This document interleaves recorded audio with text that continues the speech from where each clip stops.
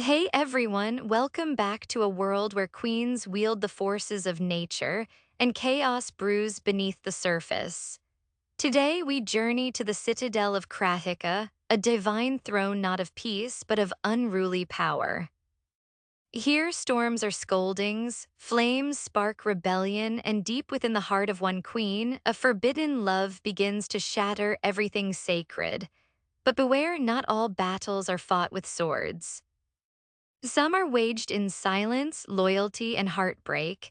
Stay close, because what starts as playful defiance may ignite a war none are prepared for. Chapter 1: The Smell of Death, the reeking scent of blood soaking the soil and the corpses upon corpses of the Empire's sorcerers and the kingdom's soldiers. It was a horrific sight to behold. And in the middle of that bloody slaughter was a woman with long brown wavy hair, holding a sword soaked in soldiers' blood.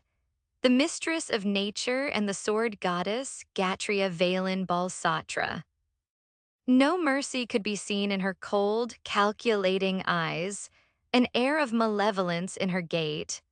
Only cruelty could be perceived from her graceful and beautiful face as she swiftly swung her sword made from her own essence and sprinted forward to attack once again.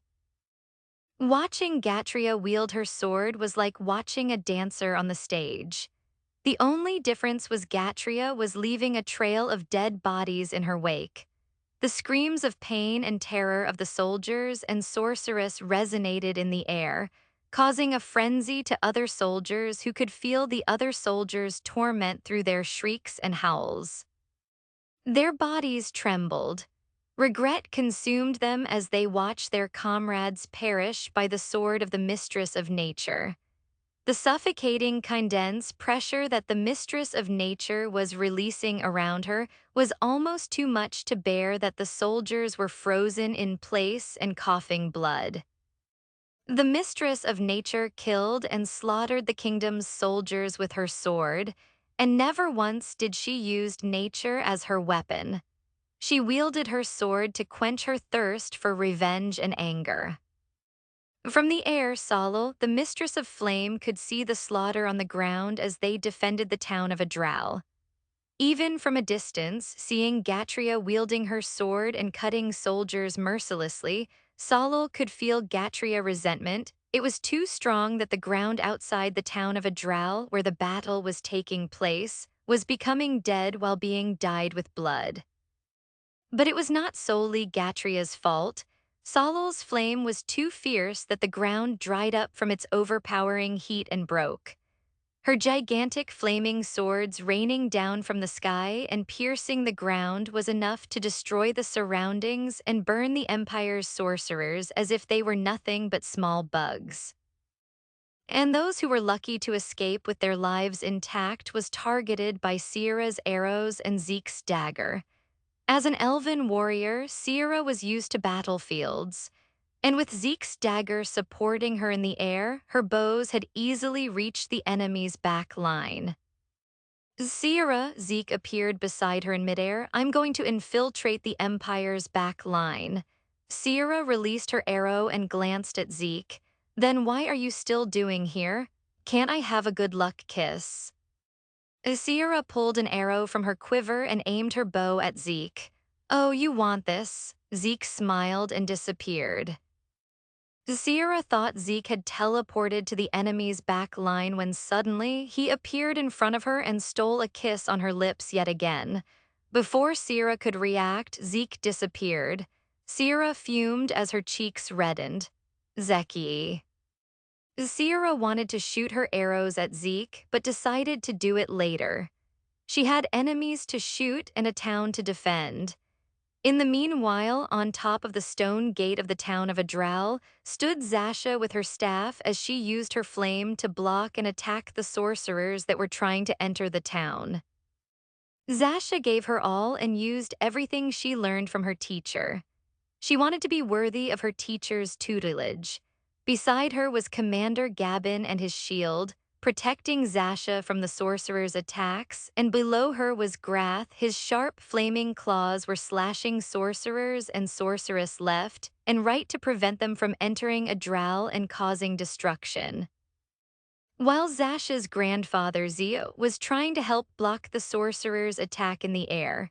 Just, who is that woman? A water sorcerer bellowed, seeing Zasha on top of the stone gate producing fierce balls of flame and dagger-shaped flames from her firestone staff. It was maddening that aside from the mistress of flame, they had to worry about a flame sorceress whose flame was fiercer and stronger than anyone. Do something about that woman on top of the gate, a flame sorceress commanded. Two water sorcerers obliged, but they couldn't get past the descendant of Saphir protecting the woman on top of the stone gate. We shouldn't have come here, a wind sorcerer shouted in terror. Retreat, let's leave. A water sorcerer bellowed as he tried to run from the fight, but was caught up by the mistress of flame's constant barrage of ball of flame in the size of a boulder. Overlooking that chaos, standing on his wyvern Vago, was Trevin with his arcane weapon, Soul Shard, surrounding half of a drow. His Soul Shard was a shield that could deflect physical and elemental attack. It was known to be indestructible, but really it had its limits. And the limit was 3 consecutive attacks from a being blessed by deities. Trevin's job was to block the sorcerer's attacks in the air and also to watch over everyone and wrapped his soul shard shield around them if needed. Although his help was not required really, it was a one-sided battle. Gatria was slaughtering the kingdom's soldiers mercilessly, and Solal was trampling and burning everyone in the Empire's side. The elf princess, Sierra, and warlord Zeke were annihilating the enemy's back line. Trevin didn't have to do anything, and it seemed to him that Hakarin realized that too after a while because Hakarin had put down his flaming sword and just stayed at the Mistress of Flame's side. The Mistress of Nature, the Mistress of Flame, and their companions were enough to finish this one-sided battle that he have already withdrawn his soul shard and returned it into its crystal ball form. But that bastard. Trevin thought of Warlord Carr and roamed his eyes on the battlefield, looking for a familiar face that he loathed. And there he was, fighting against Gatria. Trevin clenched his fist as anger swelled inside him. Is it not enough that you betrayed her, you bastard? In rage, Trevin gave his order to Vago. Vago to Gatria now. Feeling his master's rage, Vago flew fast towards Gatria. When they reached her, Trevin jumped down from Vago to the ground, and as he landed, he immediately breaks the crystal ball in his hand and used its shard to make a shield around Gatria and himself. Go. Trevin said to Gatria, who slightly turned to him after he appeared behind her, have your revenge. Gatria silently nodded, and with Trevin's soul shard protection, she held her sword tightly, sprinted forward, and slashed her sword against Carr.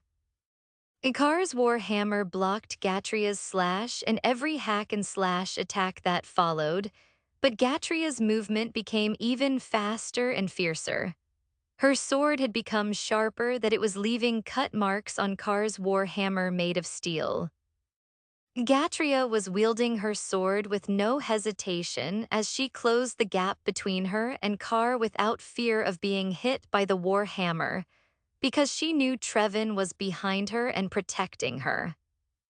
All of a sudden, Carr's war hammer emitted a powerful pressure pulling Gatria close.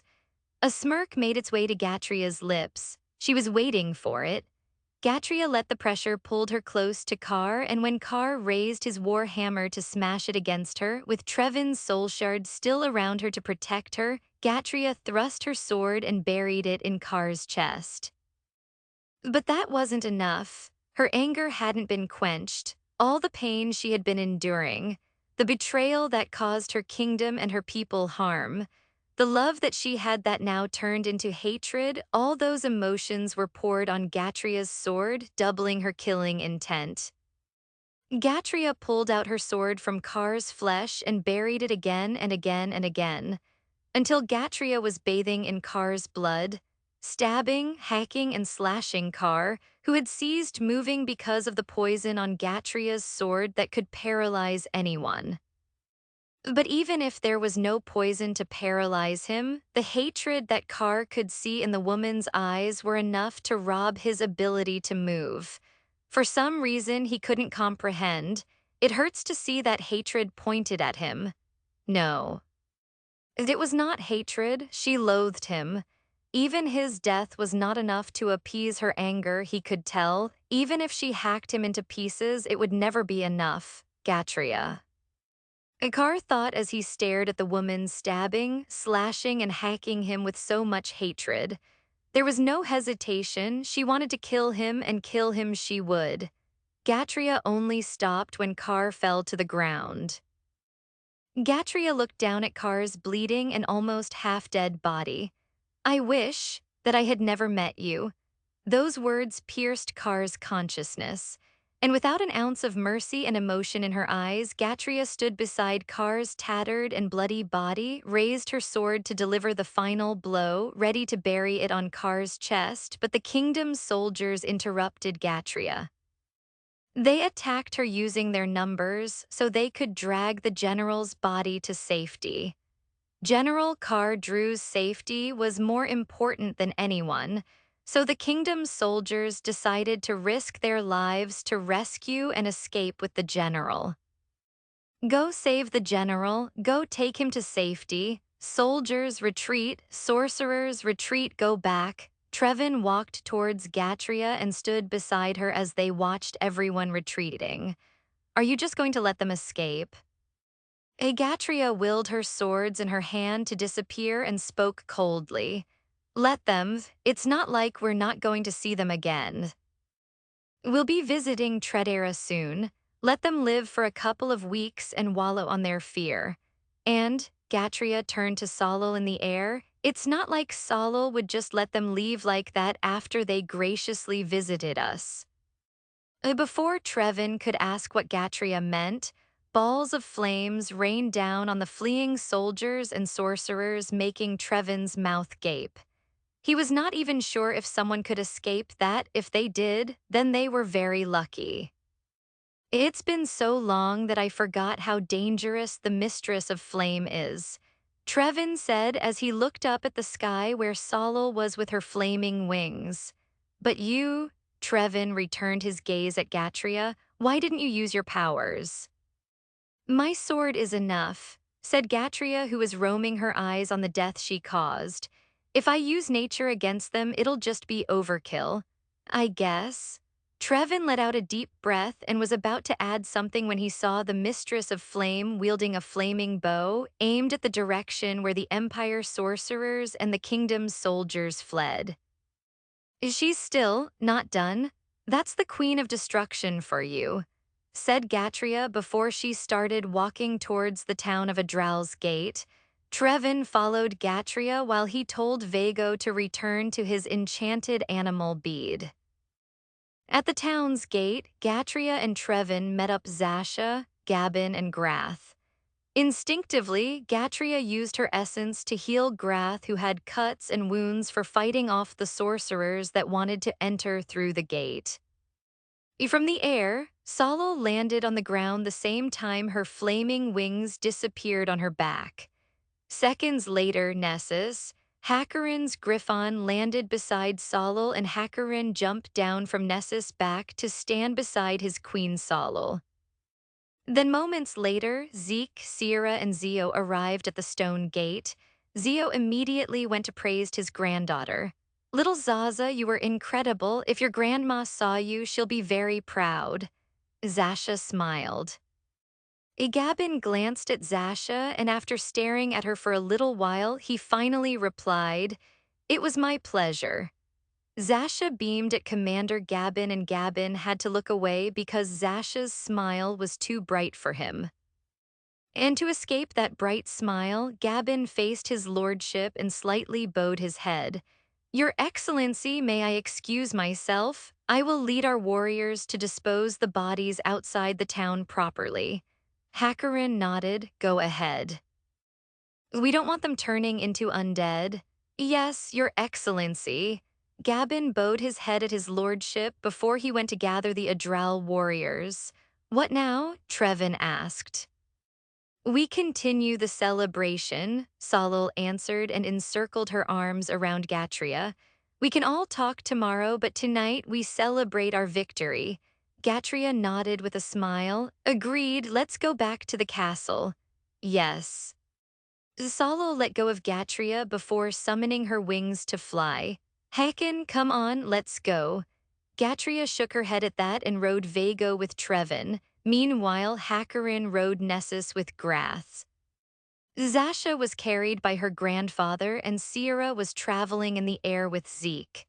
In no time, they arrived at the castle and they were greeted with cheers and a round of applause. And as if nothing happened, the celebration continued and everyone had a good time. The next morning, Solil woke up early and went to tour around Adral with Hakarin. She visited the people of Igni's village who survived the Empire's attacks, and they were crying in happiness when Zasha introduced the Mistress of Flame to them. Solil was stunned.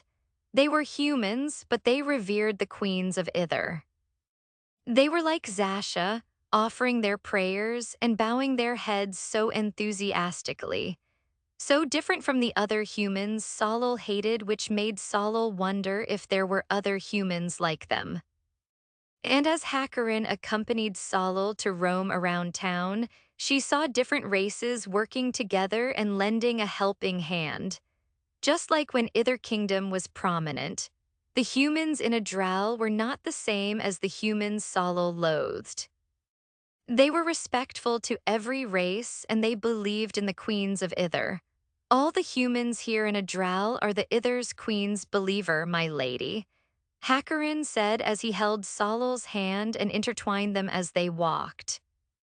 They were the ones who believed in the Ither's queens. Their ancestors made sure to pass down the truth about the Ither's queen to them before they were killed by the Four Kingdoms. In my 3 lifetimes that I'd been roaming around Azatura, I came to know that not all humans believed in the Four Kingdoms' lies. They just couldn't voice out their opinions, afraid that they might be targeted and killed. Solil became silent as she watched the human kids played with everyone without prejudice. Happiness was painted on their faces. My lady, I hope you don't take this the wrong way. Hakarin said, seeing how his queen stopped walking and looked down. I know how much you adored humans before the siege, and it pained you that they betrayed your trust and care. That's why I'm telling you this, because I want you to know that not every humans believed in the Four Kingdoms' lies. I hope, even a little, this knowledge would lessen the pain in your heart. Seeing Solil silent, Hakarin regretted a bit that he brought up the talk about humans knowing how much his queen hated them. Hakarin was about to speak when Solil suddenly faced him and wrapped her arms around his waist. Hakarin was relieved. You're not mad at me? Solil shook her head while still embracing Hakarin. How could I? You're on top of the list of people who would do anything to make me happy. I know my Hakin means no harm. Hakarin took a deep breath to settle his racing heart and embraced his Kratika back. Not caring if they were in the middle of the town and people were looking and smiling at them teasingly. After Hakarin and Solil's display of affection in the middle of the town, the two continued touring around Adral, hand in hand and with a smile on their face. When Hakarin and Solil went back to the castle, Gabin needed to speak to Hakarin, so Solil excused herself and went to the castle's parlor where Gatria was. Where did you pick her up? Gatria asked Solil while her hazel eyes were on Nea, who was enjoying the fresh air outside the terrace connected to the parlor, while Sierra was braiding Nea's long obsidian hair. A slave store, Solil answered. She's not human, Gatria observed. Solil nodded. She couldn't remember anything. And you believed her? Gatria had become a jaded person after the betrayal she experienced. and it was hard for her to believe in things and people again. I'm not criticizing you, Solal, it's just that you don't even know what she is. All we know is that she's not human or any other races we know. She's a child Gatria. Solal defended Nea. I know she's suspicious, but I can't just leave her be. Gatria sighed at Solal. Children has always been your weakness. Solal smiled at that, because they are the future of Azatura. Slowly, her smile disappeared. Gatria, I've been thinking. About what? About humans. Solal glanced at Zasha, who joined Nea and Sierra in the terrace. I was angry and resentful after I escaped my prison that I only thought of killing them all. But after seeing the humans here in a drow, I realized that only a few humans knew the truth about us. It had been a long time for short-lived races like humans to remember us or to know anything about us. Their history was changed and they've been taught to view us as villains. After everything they did to us, you still have compassion left for them. It was not a question, but a statement from Gatria. Solal bravely looked at Gatria and met her gaze. I'm not saying that we should forgive the royal families and the humans who exploited us and made other races miserable. I'm just saying that there are humans like from Zasha's village and this town who just wanted to live their life in peace. You should meet them, Gatria. Most of them didn't want to be part of the war. Egatria became silent, but Solal held her ground. Hakan told me that there were still humans who believed in us, Gatria. Can't we at least spare them? Gatria didn't reply to Solal's question. Instead, she excused herself and coldly left the parlor. Solal heaved a deep sigh, but her somber mood instantly vanished with her companions went to sit with her on the upholstered couch now that Gatria left. Mama. Nea was hugging her waist. Greetings, teacher. Zasha meekly sat beside her while Sierra was behind the couch and asking if she could braid her hair. Solal smiled at everyone and let Sierra braid her hair. Meanwhile, Gatria, who left the parlor, went to Trevin's bedroom. Why the cold and long face? Trevin asked after closing the book he was reading. You couldn't believe what Solal just asked me. Trevin raised his eyebrows at Gatria. Let me guess, spare the other humans. Gatria's eyes widened at Trevin. How did you know? Trevin shrugged. I'm a spy, remember? I overheard her and Hakarin talking about some humans who still believed in Ither's queen and knowing the mistress of flame and her adoration towards humans. I'm willing to bet that that's what she asked of you. Agatria's lips thinned. Trevin sighed and looked at Gatria. We'll be traveling on foot to the kingdom of Tretera and to the Sky Castle. Why don't you observe the humans before you gave your answer to Queen Solal? Egatria sat on the edge of Trevin's bed beside Trevin. What if, by doing so, it'll only prove that my anger is justified? Then don't spare them. Trevin answered easily with a shrug. You're the mistress of nature, the overseer of Azatura. It was your responsibility to oversee before you bring your judgment. Though when it comes to the kingdom of Tretera, I have no mercy left for them. You and me both, Trevin. Egatria agreed before she sighed softly and went to lean on Trevin's shoulder. I wished Astrid is here. She'll know exactly what to do. Isn't that the reason why we're going to Sky Castle? Trevin pinched Gatria's cheek. For now, you're the one who's here. You decide what to do, I'll follow, as always. Gatria smiled at that. You know, Trevin, if I didn't know better, I'd say you're in love with me. Trevin chuckled. Please, you're not my type. Then Trevin became earnest. You're the first person who accepted me for who I am. My loyalty belongs to you, my queen. HMP, as if, Gatria scoffed. When that half-demon appear, I'll bet you'll change loyalty in no time. Trevin grinned. How can I not be loyal to that handsome face? Gatria shook her head with a smile on her face. Her smile only disappeared when Trevin brought up the name Carr. I'm sure he's still alive, said Trevin. What are you going to do if you face him again, Gatria? What else? Kill him, of course. Gatria answered without a sliver of hesitation. Can you really? You think I can't? Trevin remembered what happened last night's battle. Gatria was really going to kill Carr if the soldiers didn't interfere. There was no hesitation. Her killing intent was so palpable that even he felt it. I think you can. Egatria nodded and took a deep breath as her eyes darkened and sharpened. If there was one person I can't spare nor forgive, it's him. Warlord Carr drew Imbert, CECLIBCC.